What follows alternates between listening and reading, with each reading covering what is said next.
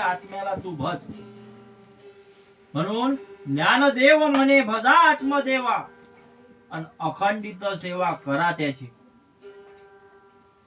महाराज म्हणतात आत्म्याला देव मान, आत्म्याला देव मान हे गीतेत धासून म्हटले आहे. आणि त्या आत्म्याला देव मानत असताना कोणताही अहंकार हा धरूच नको. यस्य नायम कृतो भाव बुद्धी यस्य लिप्यते हत्वापि स इमा लोकान्य हंती न निबंधते. म्हणून कोणत्याही गोष्टीचा अहंकार हा धरू नको, कारण होणार ते होणारच. तुझा देह जर तुझा नाही म्हणजे तुझा देह हा जाणार आहे, तर मग तुझे आप्त तुझे कसे हे मानावे. आणि म्हणून हे जे सर्व काही आहे हे सर्व फक्त निमित्त मात्र आहे. आणि म्हणून अर्जुना तुला तुझा धर्म हा तू पाळलाच पाहिजे. जर अर्जुना तू तुझा धर्म न पाळशील तर तुला नरकाला जावे लागेल. कारण त्या आत्म्याचा जर तुम्ही उद्धार केला नाही तर तो आत्मा तुमचा वैरी बनेल. उदरेदात्मनात्मानं नात्मानं वसादयते आत्मेव आत्मन्यो बंधुरात्मेव रिपुरात्मना.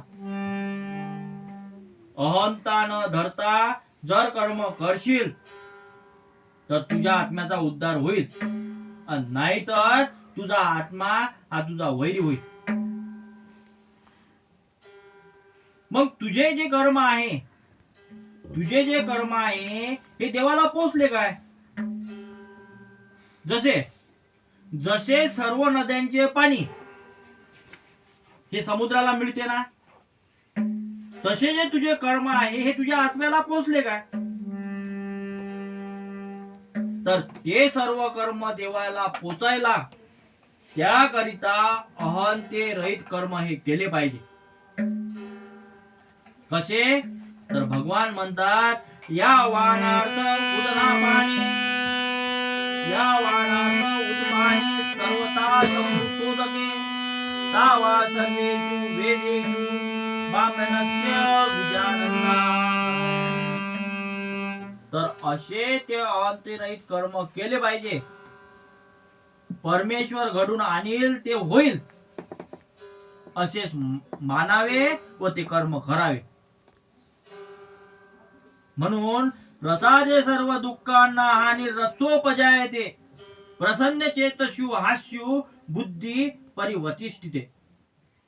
म्हणजेच काय, तर माझ्या प्रसाद म्हणजे माझ्या वचनावर मन आनंदमय ठेव, म्हणजे अर्जुना तुझ्या सर्व दुःखाचा निराश होईल. आणि म्हणून तुला तुझे क्षत्रिय कर्म हे केलेच पाहिजे. कारण कर्म हे कसे आहे, तर श्रेयान सर्वे धर्मो विगुणाः परधर्मान नुष्ठितात स्वधर्मे निधनं श्रेय परधर्मो भयावय. सगळ्यात श्रेष्ठ हा आपला धर्म आहे. ज्या कुळात जन्मलो त्या कुळाची कर्मे हे केलीच पाहिजे. तुझे कुळ हे क्षत्रियाचे आहे. परधर्माची वचनी ही मानू नयेत. आपापला कुळाचार पाळून तो वाढवून दाखवा. तर असे हे गीतेत सांगितले आहे. आणि हाच उपदेश तुकोबा करतात.